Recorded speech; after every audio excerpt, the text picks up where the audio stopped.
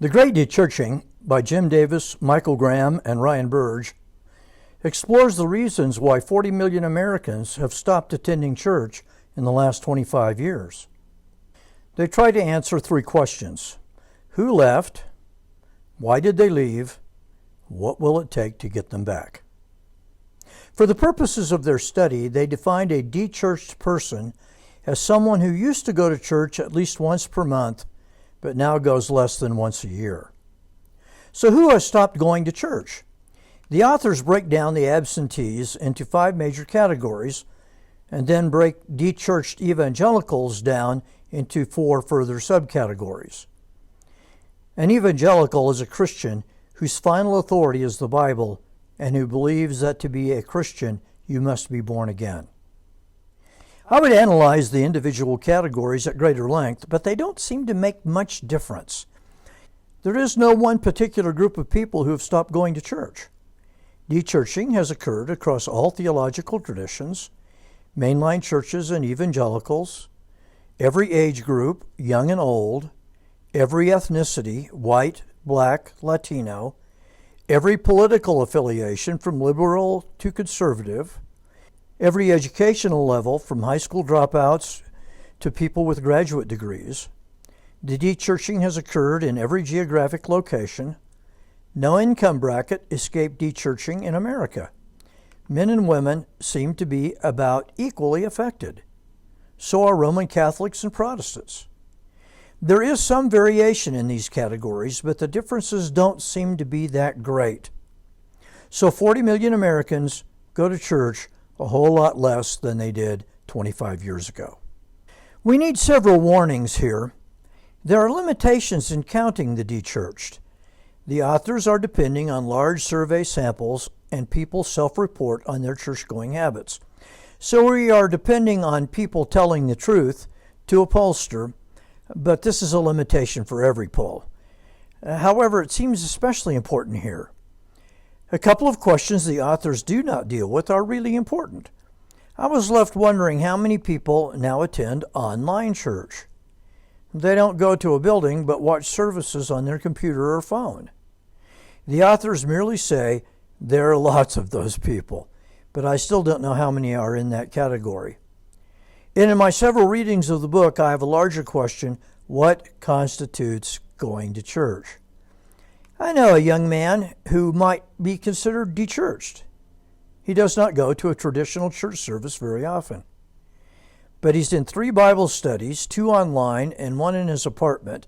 In addition, he is a volunteer in a local church youth group on weeknights. How many people are like him? And how do you count them? How would you ever know how many there are? Having said all this, it is still easier to count the absentees than it is to answer the next question: why did they leave? Again, we are dependent on people self-reporting, but they give a whole range of reasons, but a few tend to dominate. When the Wall Street Journal analyzed this research, they said the number one reason people stop going to church is they move and do not try to find a new church. And that seems like a big, maybe the biggest reason people dechurch. Others said that life just got too busy and they no longer had time for church. Closely related, lots of people cited changes in life circumstances, like divorce or remarriage. But in their polling data, the authors came up with lots of other reasons, a lot of them relational. People said they had no friends at church. A lot cited personal feelings. They just did not seem to fit in with the church, or the church just didn't seem that loving. Some give theological reasons. They are bothered by the suffering in the world, or they doubt the goodness of God, or a few even began to doubt the existence of God. Some cite moral reasons. The church's teaching on sexuality is too narrow, and they want to explore their own sexuality. As you would guess, a number cite moral scandals in the church, claiming these drove them away. Some cited the COVID pandemic. It got them out of the habit of going to church, and they just never got back. Some cited political reasons. The church was too conservative politically, but just as many felt the church was too liberal.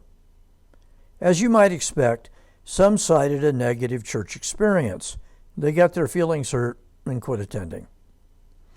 After looking at Americans generally, the authors home in on Bible-believing Christians in particular, people who are generally referred to as evangelicals.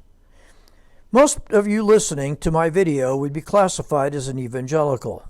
Again, that means the Bible is your final religious authority, and to get right with God, you need to be born again through faith in Christ. What about this group? Again, the authors break them down into subgroups, and for evangelicals, there are 4 of these groups. They are mainstream evangelicals, ex-evangelicals, cultural Christians, and dechurched Black, Indigenous, and people of color. Cultural Christians are by far the biggest group, 8 million strong, and they have no real Christian faith. They don't believe the Bible. They do not have a personal relationship with Christ. The authors simply say that they are not born again. They went to church for social and cultural reasons, but now they don't. Why did they leave? I think a better question is, why did they go in the first place? The reasons they give are almost all personal, even trivial. Again, the big one, they moved, or they changed locations and just didn't want to start going back up to church again in their new location. Other reasons, they didn't have any friends in a church, attending was inconvenient, and they give a host of reasons, but not one stands out. The most serious dechurching began in the early 1990s. What happened then?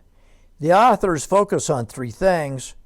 First, when the Soviet Union collapsed and that struggle ended, it became culturally more acceptable to be both American and non-Christian. Personally, I don't know how much credence to give this explanation. Second, the rise of the religious right and its involvement in politics alienated people, but their own research shows that left-wing politics alienated just as many. But the last one, I think, is the best. The third reason is the internet. People could get what they wanted online without the bother of getting dressed and going to church. This last one makes the most sense.